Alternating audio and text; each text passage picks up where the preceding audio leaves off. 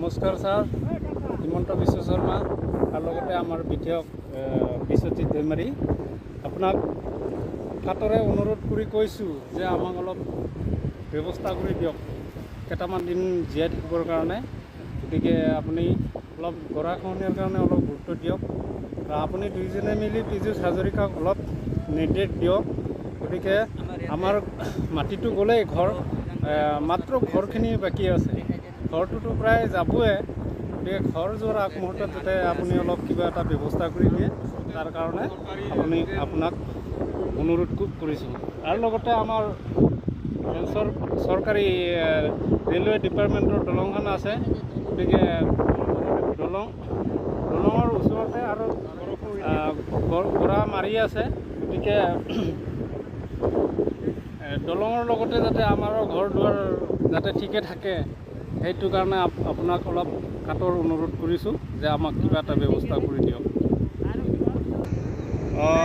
আমি ওদালগুৰি জিলা টংলা এৰিয়াত নৰাই নদী কুকুৰাকাটা অঞ্চলৰ যি নেকি এতিয়া বৰ্তমান গৰাখহনীয়াৰ যি পৰিস্থিতি আমি যোৱা বছৰ আগৰ বছৰৰ পৰা চৰকাৰত অনুৰোধ কৰি আছোঁ। আমাৰ এই নদীখন মানে বৰ্ডাৰ প্ৰটেকশ্যনটো দিম বুলি আশা কৰি আছিলোঁ, পাম বুলি। ইতিমধ্যে বৰ্ডাৰ প্ৰটেকশ্যনৰ লিষ্টটো ওলাইছে, কামটো কৰা নাই। আৰু চৰকাৰক আমি বাৰে বাৰে যোৱা টংলা পানেৰী বিধানসভাটো এই নদীৰ কাৰণে মাথাৰিৰ কাৰণে বাজেট এটা ধৰা হৈছিল। বাজেটত আমি এই কামটো হ'ব বুলি আশা কৰি আছিলোঁ। মাননীয় অসমৰ মুখ্যমন্ত্ৰী এইখন কামটো যাতে সোনকালে কামটো কৰে, সেইটো কাৰণে আমি আশা কৰিছোঁ।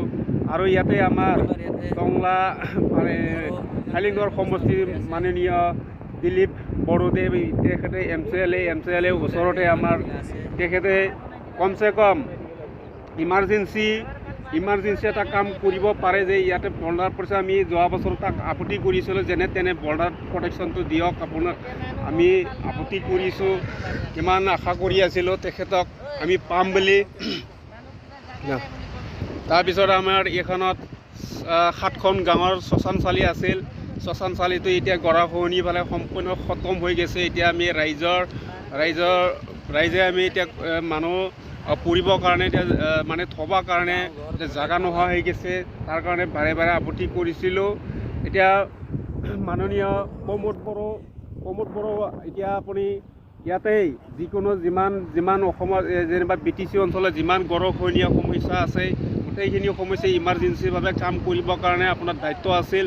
আপুনি দায়িত্ব লৈ ফালে দায়িত্বটো কাম কৰিব নোৱাৰা, একেবাৰে অত্যন্ত মানে বিফল হৈ গৈছে। আপুনি মানে যোগ্যতা নোহোৱা আমি ক'ব লগাব হৈছে। আপুনি অকল নিজৰ স্বাৰ্থ, গাড়ী মটৰ সম্পত্তি আৰ্জাৰ কাৰণে আপুনি এই গাড়ীত বহি পালে আপুনি এই মস্তি কৰি আছে। ৰাইজৰ অৱস্থা আপুনি কিন্তু চিন্তা চৰ্চা কৰিব, আজিলৈকে এটা কাম কৰা আপোনাৰ কাম এটা দেখা পোৱা নাই। এইটো কেনেকৈ আপুনি দায়িত্ব লৈ ফালে কাম কৰিছে, আমিতো লাজ লাগে আপোনাৰ। আপুনি এইটো পদত্যাগ কৰিব লাগে। এই এনেকুৱা সমস্যাবিলাকত আপুনি যদি থিয় হ'ব নোৱাৰে বা আপোনাৰ দায়িত্বত থকা যিবিলাক MCLA এইবিলাকক যদি পঠাব নোৱাৰে, আপুনি কেনেকৈ দায়িত্ব লৈ ফালে আপুনি তাতে বহি আছে। গতিকে আপোনাক জনাইছোঁ, গোটেই আমি ৰাইজে ভোট দি পেলাই আপোনাক জয়যুক্ত কৰিছিল বা আপোনাক চৰকাৰ বহাইছিলে, আপুনি এইখিনি কাম কৰিব নোৱাৰাত আমি লজ্জিত হৈছোঁ। আপুনি কোনো দায়িত্বহীন মানুহ, আপুনি কোনো ইমাৰ্জেঞ্চি কাম কৰিব নোৱাৰা, সেইটো আমি বৰ লাজ লগা হৈছে। গতিকে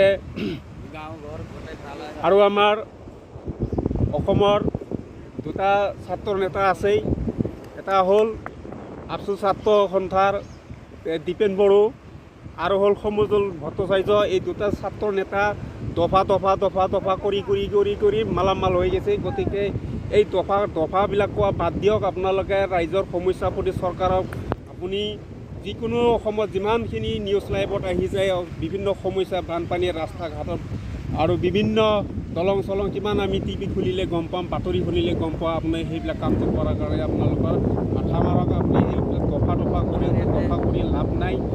আপোনালোকে দফা দেখা পাইছে, আৰু BTC দফাই আৰু 6 মাহ 3 মাহ আছে, 3 মাহ কি দফা কাম কৰিব?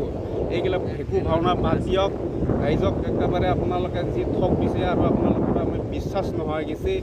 এতিয়া আমাৰ এতিয়া ভৰিৰ তলৰ মাটি নোহোৱা হৈ গৈছে আৰু ভৰিৰ তলৰ আমাৰ মাটি ভৰাই গৈছে। আপোনালোকৰ চাৰিওফালৰ বড়োসকলত বিভিন্ন ধৰণৰ ইলেকশ্যন বানপানী কিবা কিবি সমস্যা বহুত ঘটনা ঘটিছে। এই চৰকাৰখনে আমাক মানে শেষ কৰিবলৈ ষড়যন্ত্ৰ কৰিছে। সেইটো কাৰণে আপোনাক জনাইছোঁ যাতে আপোনালোকে নিজৰ বিধায়ক চৰকাৰত বিভিন্ন টেক্স টকা পইচা লুটি